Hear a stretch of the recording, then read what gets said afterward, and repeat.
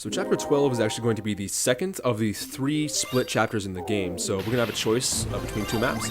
But first, who are these guys? Well, the one on the left is Ganbei, and the one on the right we don't talk about. And now we're back in Doro, and Shoya just realized that Yui's missing, so he's going to run off and chase him, and we're just going to let him go. And now we got a decision to make. So Jagard is currently chasing us, and we have the choice between fleeing through the mountains or fleeing through the plains. And the plains are supposed to have more enemies, but better terrain. And the mountains are supposed to have worse terrain and less enemies, but the game kind of lies again, and the mountains are way easier to move through, so that's where we're going to go. And to prepare for this, we're going to build an energy tank 120, and we're going to give it to Janie. And we're also going to take Yamato's booster and give it to Janie as well. And now that Yui and Shoya are gone, we have all their spare equipment, and we get to throw that at people as well.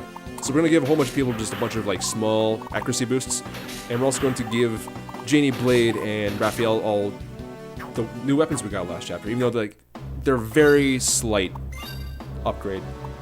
I'm also going to add Blade to the roster because he previously didn't fit in it, and the game just like didn't add him to it automatically. So we toss him in there, even though we don't need him. Alright, so chapter 12, chapter 12B specifically. Again, we chose to come here because it's a lot easier to maneuver than chapter 12A, and this chapter gives us the option to escape, like we did last chapter. Every chapter will give us the option to kill everything, but if we have an option to escape, we're always going to escape because it's always way, way faster.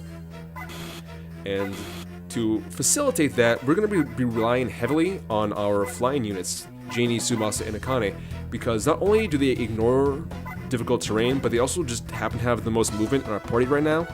So Shoya's gone, so we no longer have anyone on the ground with 6 movement. The only 6 movement unit we have is Akane, and I pointed out that I gave her a booster, and you're probably thinking that's kind of weird because one of Akane's best features are her sweet-ass guns, and you're right, we're kind of missing out on that, but reaching a point in the game where, like, you know, I've been talking basically this whole game about how different units can fill different types of roles, and you've probably been thinking I've just like been an obnoxious douchebag about that because, like, what am I really even talking about?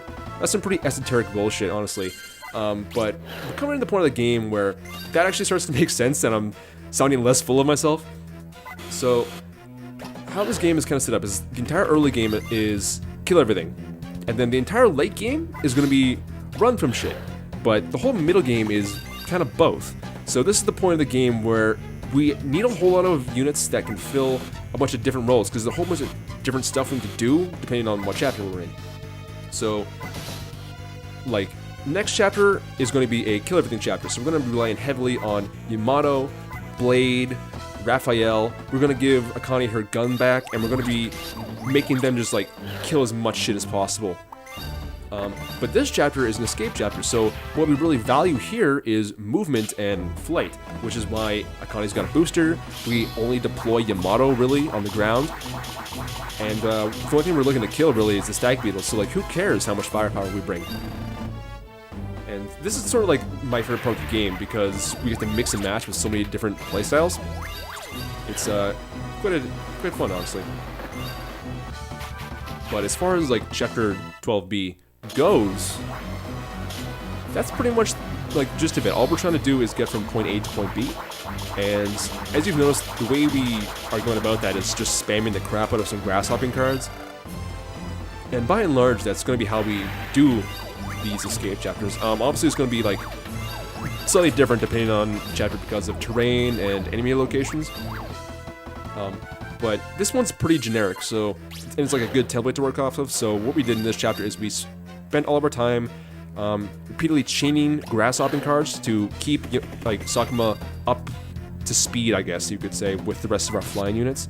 And now we're at this point where we want Akane to get a huge lead on everyone, so that's what she's doing. She's way far ahead of the rest of the party.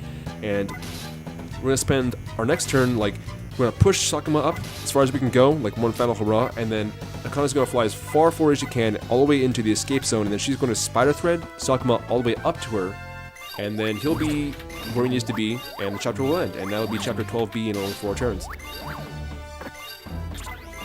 I said, that's like a pretty generic looking escape map. This is our strategy for almost all of them.